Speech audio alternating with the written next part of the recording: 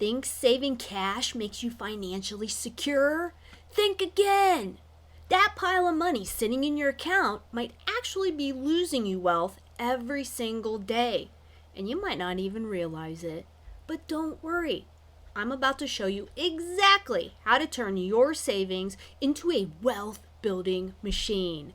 Stick with me because by the end of this video, you'll know how to make your money work harder than you ever imagined.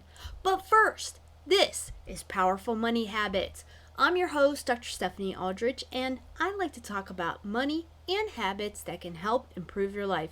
If you're new to the channel and like the video, please hit the subscribe button down below and stay till the end so you can see what you need to do with your money instead of saving it, right?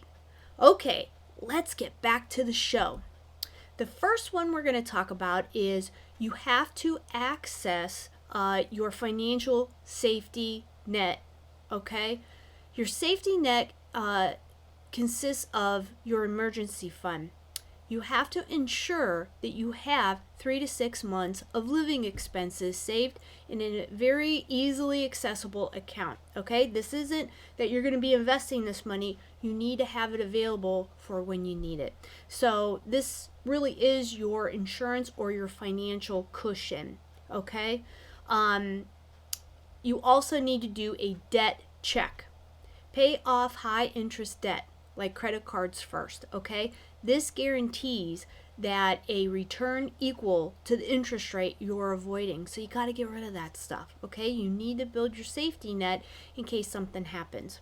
The next one is you've got to look at your short-term financial goals versus your long-term financial goals, okay? So let's talk about short-term first. Short-term needs are using your savings for planned expenses like a vacation, a wedding, down payments, or even education, okay? What you do is you put those into a high-yield savings account or a CD. That's going to earn you a little bit of interest, but yet be accessible to when you need that money. Anything less than 3 years, you put it in a savings account like this, a high yield savings account or a CD. You don't invest it in case the market goes kaplowy, right? Okay. The next thing you have to look at is what are your long-term wealth needs, okay? Start or increase investments in the stock market through index funds or ETFs. In other words, it's time to start owning assets, okay? Contribute to your retirement accounts like your IRAs, your 401ks, 403s, all of that stuff, especially if there's an employer match. You want to at least be getting that match every single year. The next one is you must diversify. You have to explore diverse investment opportunities. This could be real estate. Consider real estate investing, whether it's in a REIT, it's in an actual rental property, or it's in a fractional ownership platform. Like what I do. I do syndicated deals, and so I'm in it with a group of other investors that own a bunch of properties. Okay? You can also do dividend stocks, which I'm starting to do now. Invest in companies, ETFs, index dividends that pay you regular dividends for passive income. What are you going to live on when you're retired? Dividends are an easy vehicle for you to get money paid either monthly or quarterly for those investments. Also, you can look into alternative assets. Look into crypto, gold and silver, or even collectibles if you're comfortable with higher risks. And you need to make sure that you know what you're doing before you're putting any of your hard-earned money into any of those types of assets. Make sure you know what you're investing in. The next one is balance, safety, and growth diversification. You got to spread out your risk versus growth, okay? Spread your money across different asset classes, which helps to minimize your risk. I'm not talking about just owning different types of paper products, okay? But you really need to be truly diversified. Get into physical real estate, either by owning something or through a syndication deal, which actually means that you're an actual partner through their LLC, and you own that property with other people. You can also do oil and other energy investments, which I also do. Gold and crypto can also get you into a different market. Just make sure you know what you're investing in. Also, you can do private equity and credit deals, peer-to-peer lending, or even starting your own business.